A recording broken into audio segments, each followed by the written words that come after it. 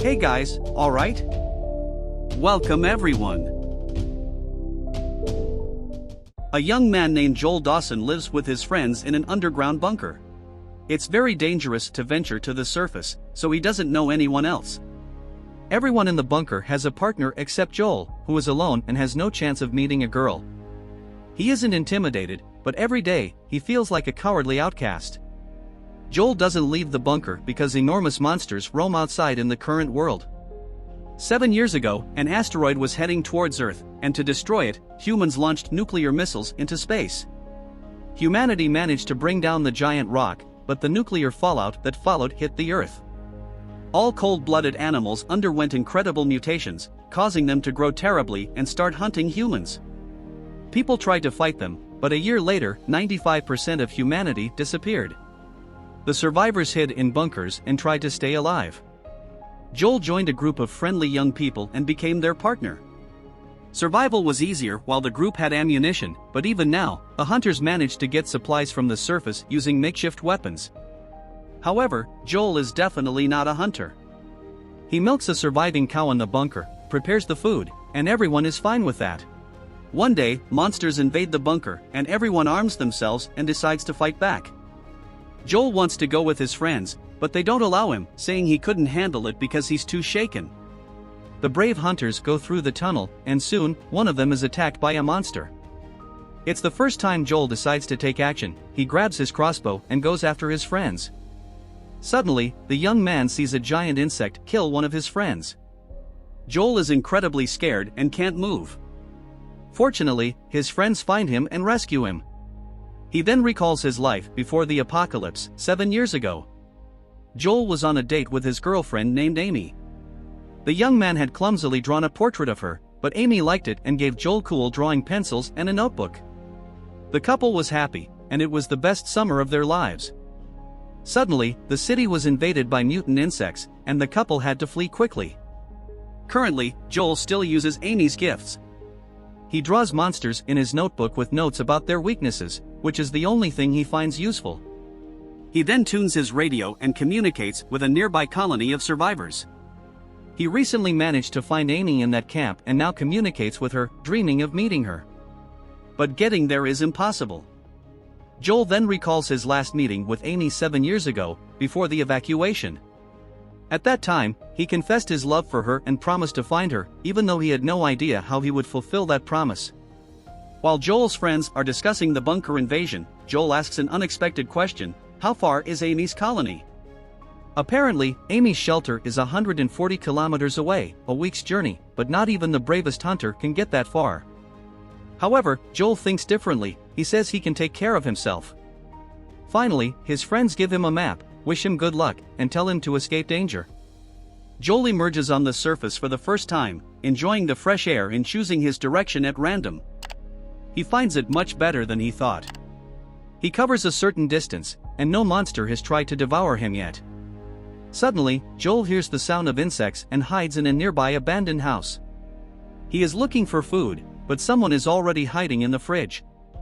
The boy is scared and runs to the backyard, where a huge frog is trapped in the pool. It tries to grab Joel by extending its tongue but misses. In the meantime, a friendly dog approaches the boy. The frog attacks again and grabs Joel's leg, pulling him into the pool. But the dog bites the monster's tongue, and it lets go. Then the dog takes Joel to a safe trailer and closes the door behind him. Above the dog's couch, it says "boy." Joel assumes that's the dog's name. It seems like the trailer's former owner passed away.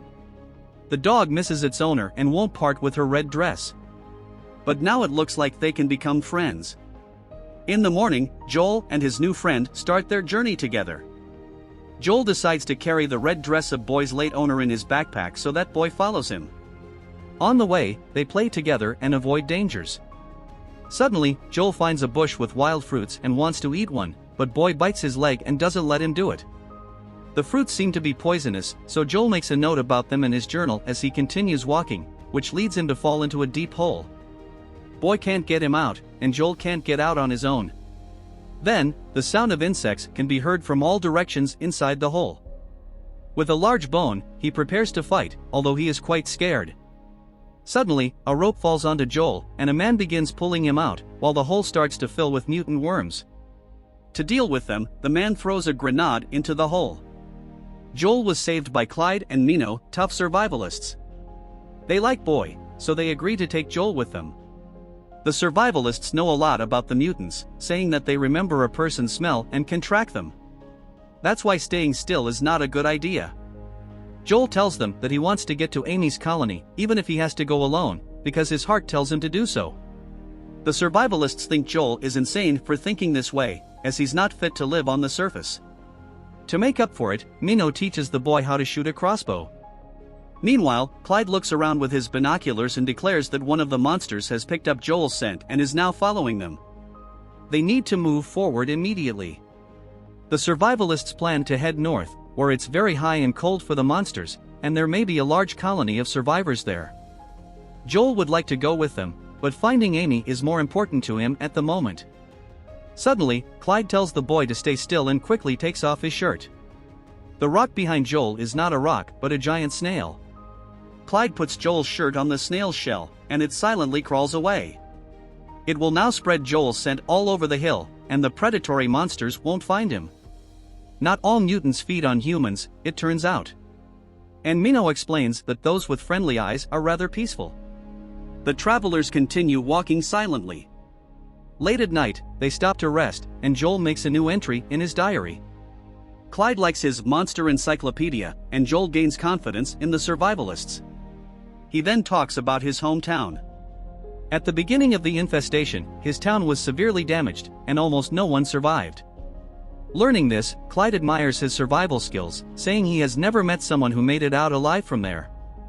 Thanks to Clyde's words, he begins to believe in himself and the importance of his notes about the monsters. He has no idea what role his diary will play in the future. The trio travels together for a few days, and Joel becomes quite tired of the survivalists' pace. Nevertheless, they become friends. Joel learns to shoot well and discovers a lot about life and nature. For example, there is a special fern in the forest that helps against insect stings, and the scariest monster is a sandworm queen, a giant worm that has turned into a sinister monster, moving rapidly underground.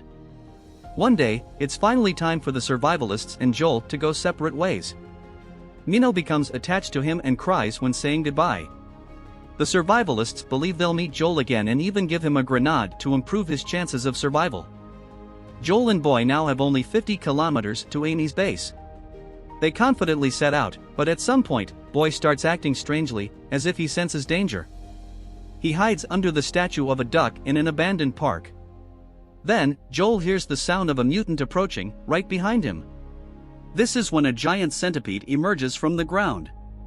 Joel is almost paralyzed with fear but manages to silently pull out his crossbow. However, the centipede throws him away and wraps its tail around the duck under which Boy is hiding. It's clear that Boy doesn't have much time left. Lying on the ground, Joel remembers how his parents died. They were trapped in a car and told Joel to save himself. Seconds later, they were attacked by a gigantic mutant insect, and Joel couldn't do anything to help. Now, he doesn't want to feel helpless and hand Boy over to be torn apart. Determined, he gets up and shoots the monster, which now directs its attention to Joel. With a well-aimed second shot, he completely neutralizes the creature. After they are safe, Joel and Boy hug each other joyfully. That night, the friends reach an abandoned town and take shelter from the rain in a restaurant. There, they encounter a working robot named Mavis, designed to socialize with humans before the apocalypse. Joel is fascinated by how realistic the machine is and shares about his mission.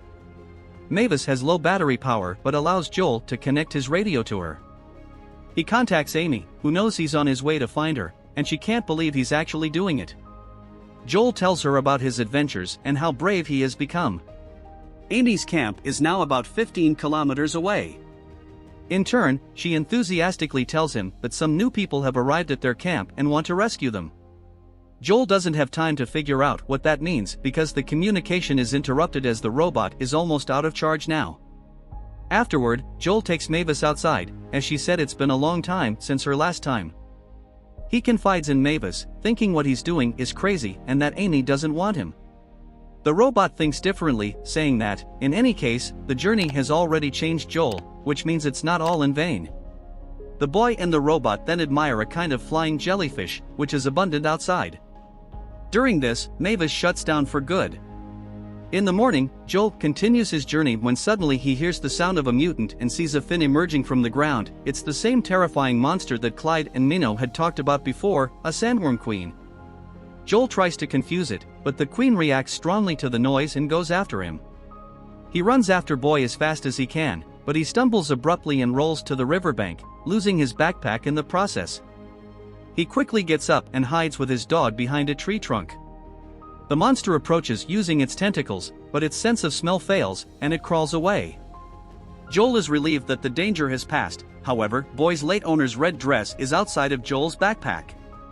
Despite Joel's pleas, the dog leaves its hiding place to retrieve the dress. The monster, not far away, hears the dog's barking and immediately returns to the riverbank. Joel decides to deal with the problem decisively. He takes his grenade, removes the pin, and deals with the creature with a precise throw. It lands right inside the monstrous thing's mouth, which then explodes into several pieces in the air. While swimming in the river, Joel is proud of himself, but he feels strange sensations throughout his body. He reaches Boy on the opposite bank and sees that several giant leeches are sucking his body. Joel immediately pulls them off himself with disgust and then scolds the dog for caring so much about the dress and putting their lives in danger. Boy is offended and runs away. Joel continues on his way and catches a fever after the leech bites. His mind becomes confused, unable to feel his legs anymore, and he collapses in the middle of the forest. With the last of his strength, he finds the medicinal plant that the survivalists had told him about and quickly eats it. It provides only temporary relief in his current state but delays the poison's effects. At that moment, the thing that Joel regrets most is yelling at the dog. Suddenly, he sees Amy among the bushes approaching. He kisses the girl, feeling victorious, and then faints. Joel wakes up in Amy's camp. He tells his beloved about his journey, thanks her for saving him, and recalls the kiss. However, she tells him that he actually kissed one of the members of her camp, named Pete, due to his hallucinations. Amy then talks about the people who came to rescue them, a yacht captain and his crew. The girl is preparing the colony for their imminent departure on the yacht and suggests that they talk later since she needs to take care of the elderly members of the group. In fact, everyone in Amy's camp is elderly, except her, but the captain and the crew are young and enthusiastic, so Amy tends to trust them. The yacht's captain, called Cap, makes a pleasant impression on everyone in the colony. He admires Joel's feats and invites him to a party in honor of everyone's departure with him on the yacht. Later, Joel is alone with Amy and says that he came all the way to see her again and wonders what she thinks of it. Amy thinks that what he did was very romantic, and she appreciates his attention, but the girl has changed a lot in 7 years. After Joel, she fell in love again and lost the man she loved. This truth is a big blow to Joel. He understands everything but feels shattered. Feeling like a fool, he thinks he should have talked about these things with Amy before he left. But due to his great excitement, he didn't think about it, and now he's struggling to deal with the shock. Amy doesn't care about it anymore. However, she suggests that Joel should join her colony and follow the captain. At night, everyone gathers around the table and listens in admiration to the captain's stories. He claims that people won't survive on land, saying that the only way to save themselves is by living while traveling the waters of the oceans. But Joel thinks differently, as he had survived the week-long journey. If I can do this, literally anyone can, Joel thinks. He believes that people should still fight for the land, even though he doesn't have a specific plan. The captain, however, suggests that everyone follow him. Joel feels lost and decides to contact his colony. He realizes how much he loves his friends and doesn't want to leave them. When they make contact, Joel tells them about his adventures, and they listen attentively. But things aren't going well for them. Many breaches have occurred in the shelter, and they are now barely surviving. Communication begins to fade, and suddenly, Joel feels he needs to go back, feeling like he doesn't fit where he is now. He quickly packs his things and notices a gift on the captain's table, beer that he brews himself and some fruits, the same poisonous fruits that Joel's dog warned him not to eat. The boy realizes that the captain is clearly lying and has malicious intentions. He then jumps out of his chair and runs to the beach, where the party is happening. All the members of Amy's colony are drunk, including Amy, who is out of her mind. Joel pleads with her to come to her senses and get her people out of there immediately, saying he feels something is wrong, but Amy doesn't believe him. Suddenly, the drunken people start falling on the sand, and the girl from the gang knocks down Joel. He wakes up the next morning with his hands tied, just like the other members of Amy's colony. Finally, the captain tells the truth and reveals his true intentions. He and his gang attack defenseless colonies and steal their food. But that's not their only purpose, as the boat has nothing left to supply it. The captain has found an alternative source of energy to pull his yacht, which, however, needs to be fed as it is hungry, a mutant that will soon emerge from the water. He presses a button, and then a huge monster quickly approaches the coast, pulling the boat behind it. The creature is a giant crab. People panic, and in the meantime, Amy manages to free herself and unties Joel. She rushes to save the gang's food, and Joel is tasked with dealing with the crab. He isn't too thrilled with the idea, but he has no choice. He finds a trident and runs toward the creature, manages to plant the weapon in the ground and make the crab fall away.